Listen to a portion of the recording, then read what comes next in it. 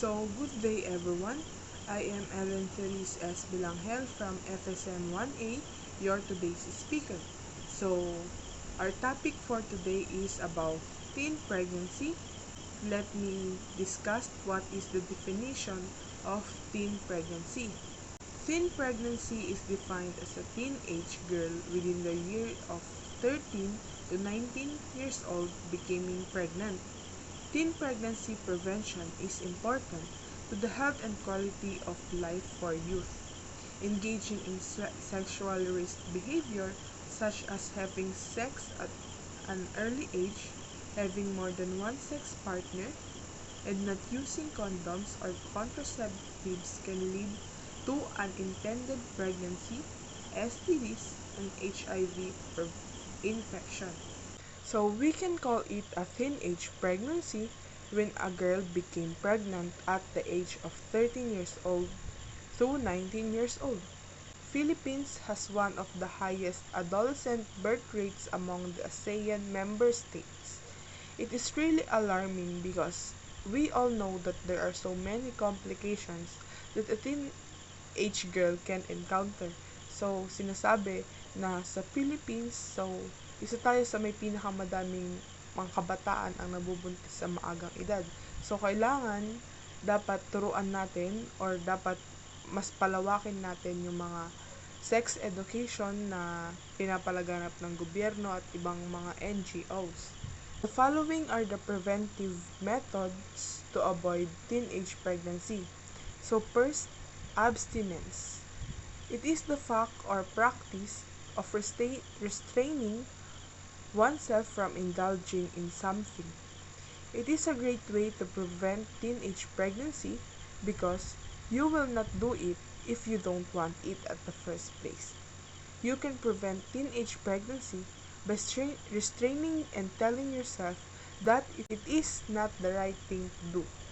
So next one is protected sex, use of condom, birth control, IUD, etc. However, teens most often use condoms and birth control pills, which are less effective at preventing pregnancy when not used correctly. Intrauterine device and implants are the most effective types of birth controls for teens. But also, we must encourage teens not to have sex at a young age. That's why it is important to encourage teens not to have sex at a young age. That's why it is important to educate and tell them the outcomes and risk factors when they do it, for them to be aware and think carefully their decisions in life. Lastly, and most importantly, teenager must actively participate and know sex education. You must always listen carefully and bring to life what elders says.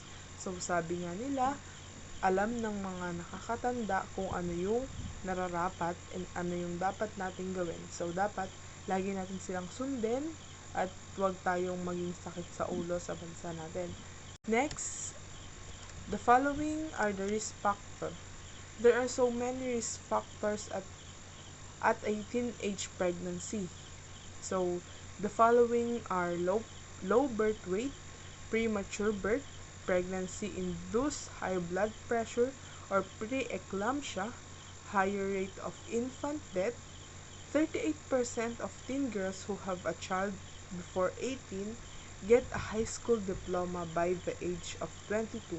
So, sabi dito parang napipigil or nahihinto yung pag-aaral ng mga teenage.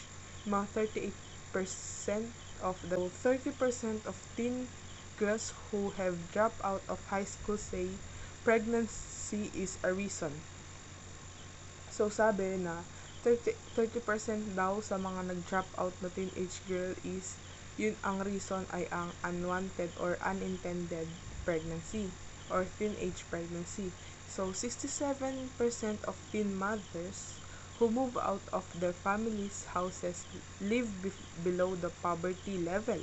So children born to teen mother score significantly worse on math and reading tests. So, there are so many risk factors at a teenage pregnancy.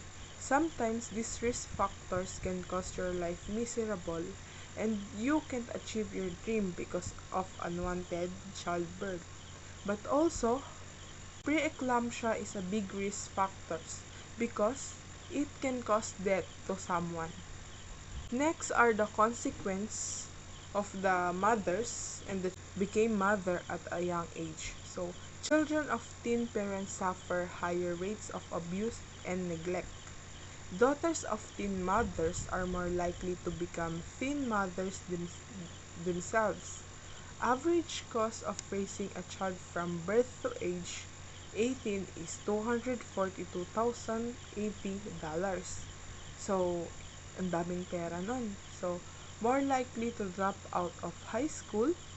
Children of teen mothers are more likely to enter the foster care system, and children of teen mothers are more likely to be raised in single-parent families. So, as they didn't expect their child sometimes, those younger mothers neglect their child and didn't care and raise their child alone. So, minsan, parang mas na-challenge yung mga mother or mga young mothers na gawin yung best nila.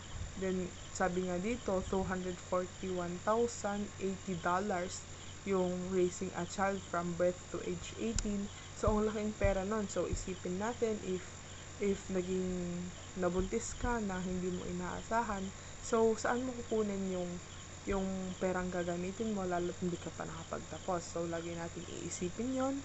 So, thank you for listening for the short and brief background of the teenage pregnancy, and I hope may natutunan kayo sa mga preventive methods natin, and sana tutak natin sa isip natin na dapat lahat ng action na ginagawa natin ay may katumbas na effect or mga consequence sa ating katawan or sa ating pamumuhay, and always be happy and keep safe everyone. Thank you!